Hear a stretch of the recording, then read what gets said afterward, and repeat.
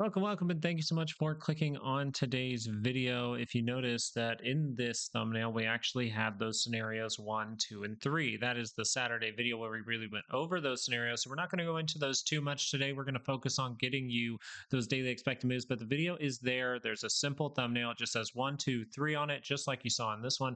And it was posted last Saturday if you want to see those scenarios and how we overall could bottom in this area, but how continuation to the downside could happen as well. Very good to be aware of both sides in this area. But today we did get some interesting price action, right? Gapping above, using the daily expected move as support, popping up to this area, coming back down to the daily expected move and landing directly on it at the end of the day. Very, very critical to get tomorrow's daily expected moves of 665.06 to the upside and 645.70 to the downside, because implied volatility has overall increased here. Now, if implied volatility has overall increased and we're able to confirm down the 30-minute chart, how close is it to the center line? Very, very close. So what would we expect here? Well, a continuation. And when you're this close to the center line and you're curling down, you're pretty much in negative territory, which means you have to, if this is able to curl down right here, let me get those moving averages up as we did the live show, and I wanted to make some points. I have all the moving averages up right now, but the main one that matters is the 9. So right here, we can take all of these off for now, and we can just look at this and say, okay, we got a confirming bar below the 9. So the overall moving average confirmations there, we are overall suggesting that downside can happen. Dipping into this gap, filling the gap makes total sense. We're rolling over into negative territory, but we have not confirmed here, but we have confirmed on the RSI.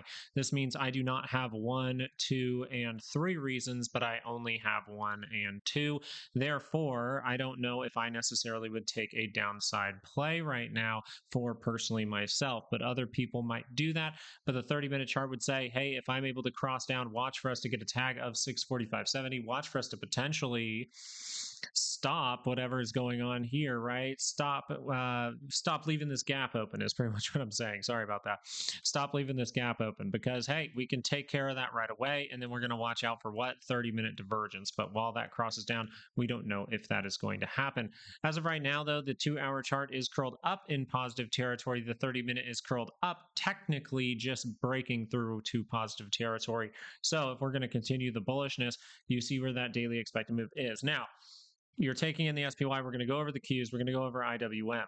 There is a different look for these charts. We're going to talk about the 2-hour, get into the 30-minute for the SPY, and we'll talk about the Qs and IWM as well. But for now, basing this 2-hour chart, I just wanted to say that before, so you know, like, hey, the Qs do look different here. IWM is definitely giving a different argument than the SPY, because the SPY has not taken out this level. We'll talk about that for a second in a moment. The 2-hour chart able to curl up here is good, but we already talked about, if you're not able to take out this high, right? That's why I'm suggesting watching Saturday's video, because if you reject right here, this is the first thing we're watching for, some kind of 2-hour roll in this area.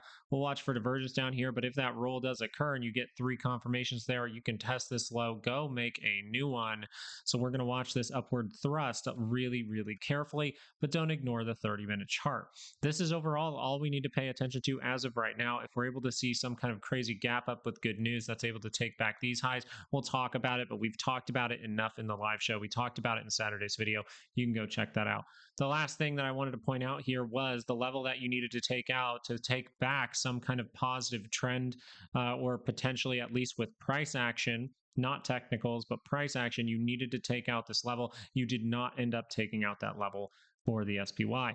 The Qs, they did not take out that level either. That's a big deal. Positioning of the MACD is negative. Where's my daily expected move right away? 597.14 to the upside, 578.86 to the downside, and MACD being negative. If that MACD does confirm down, which it has with the price action right there, well, with the moving average confirmation, with the RSI confirmation, but I like to follow this MACD around. So if the 30-minute MACD hasn't crossed yet, you would be taking a play with only 2 reasons, something that I never do. Now, we see that the 30-minute curls down. We'll watch for divergences and things like that. But for now, are we going to go take care of that gap? That's why you have the lower level. Notice we didn't take out this level, so bulls have not done a lot of work here. And notice that the 2-hour chart was not even able to confirm. What do we look for right? What's a practice that I like to do when I'm looking for, hey, can that 2 hour cross up? Well, I like to watch out for 30-minute divergences or 30-minute higher lows. The cues are different here because that 2 hour has not crossed up.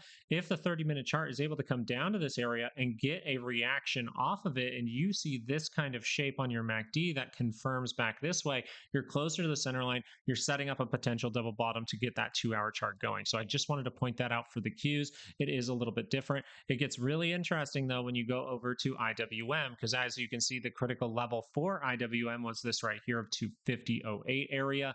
It was taken out. That is different. That means we could take care of this gap according to your daily expected move, but this would very likely create a higher low at this point. So your daily expected move is 252.78 to the upside, 242.12 to the downside. By the way, become a Patreon member right now because the weekly expected move is somewhere in this area. Ooh. But we're outside of the monthly. We've already taken back this high. You're very likely to make a higher low. We'll see if we leave a gap behind, but I think we really do. And I think it's like 70% of the time gaps are filled within 3 to 5 trading sessions or something like that. So within 5 trading sessions, I think it's about 70% of the time. I'll have to relook at that stat, but that does tell you something.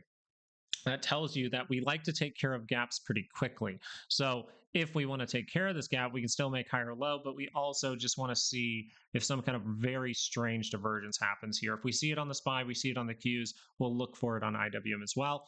The 2-hour chart though, the 2-hour chart has an argument for us not rolling over on the 30-minute. Price action has an argument for us not really rolling over to make a new low. The 2-hour chart has triple divergence here. You have it's extended divergence across, and it's not, it's been broken a couple of times, but I did end up just grabbing IWM outside of the monthly expected move with a starter position. You guys know that for me, a starter position is a value of about $500 to $1,000. It's nothing that I'm going to lose a night's sleep over, but it is a starter position in case something crazy would happen because everyone was so bearish. But the 2-hour chart needs to go positive. You need this to go positive, meaning the 2-hour chart has a different level it needs to take out. The 30-minute is doing what the 30-minute needs to do to keep that 2-hour going to the upside and not crossing down. Once this crosses down, this looks really risky. This could just be a roll to plummet through the floor. That's a big deal. And so I don't want to be caught on the wrong side of that. That being said, the 2-hour chart says we need to take back this level of about 251.70. Have we taken that level back for IWM? No, we have not. So the critical level to take out is way up here. But in order to at least feel like it can happen, you really got to take out this level. So if we can remain positive, even if we dip down, can we take out that level at some point? Can we extend and take out the more critical level? That's going to be a question that needs to be answered for IWM, because these reversal signals usually lead to a daily bounce. And we're paying attention to, yes, new all-time highs, but also a right shoulder is being highly suggested by volatility. Volatility is highly suggesting that we will, according to how this is moving right now, the information we have right now, it means be prepared for this. If this daily chart is able to just curl up into positive territory, if we get some kind of squeeze here and you see it all of a sudden stop and this daily chart turns around, that's going to be a big deal. And you can see how the volatility did, even though volatility didn't technically increase from, like, the VIX itself made a higher reading, but did not increase from the previous day. We're seeing higher levels of volatility, implied volatility going into tomorrow. That's a big deal. And that's because of, you see how sporadic this was throughout the day. It's very much so down and then spiked right back up. So paying attention to this though, very, very good. This is our signal. If the daily is able to curl up in this area, it's very likely we're seeing a lower high from the SPY. And that's where a waterfall effect can start to happen. We can start to hit those levels. Even the annual expected move would be open at that point of 567. Crazy. Looking at the 2-hour chart though, what can you pay attention to going into tomorrow? What's the risky thing? If the 2-hour chart crosses up here, there's no reason for me to be bullish for a moment. I want to see that reject and turn down. We have technically made a new low. That's a good start. But the 30-minute was able to carve out some very funky signals in here that are trying to cross up by that center line. So you would really expect this to just fall off. But man, did this develop very strangely for volatility. So the thing that I think is helpful going into tomorrow is if the 2-hour is crossed up, while it is in positive territory, I have to be pretty cautious. What does this mean for the SPY? Those three things that we are paying attention to, let's get into those because you watched to the end of the video, and I didn't even mention we would do this, but the three scenarios we're watching out for are the 2-hour roll. Let's start off with that one. That's the bearish one. If we get the 2-hour to confirm, and this is very probable according to your positioning of the MACD, you can curl to the downside. You can see new lows. That is risky of seeing a bigger drop. The second scenario we were really paying attention to was the new all-time high. How would we build to a new all-time high? Well, you wouldn't want to just take out this level. If you take that out and you remain positive this whole time, you can go to new all-time high, but we're really going to watch for right shoulder. We'll talk about that, but the critical level to take out is about 683.61. That level of about 683.61 will be critical because that would really show that we're potentially seeing a full resolution. So the tweets or whatever, the post that Trump put out, it only caused this. You need to see all of this taken back to really consider this a full resolution. I just wanted to say that. Now, right shoulder, how would we look at that? Well, I think that this level becomes more important when paying attention to right shoulder if we see some kind of boom here, and then we actually pull down, and then we curl to the upside, but fail to get a full move. You can see the left head and right shoulder, right? Well, if we fail to get the full move from this right shoulder, you can just do something like this. We'll go right about here.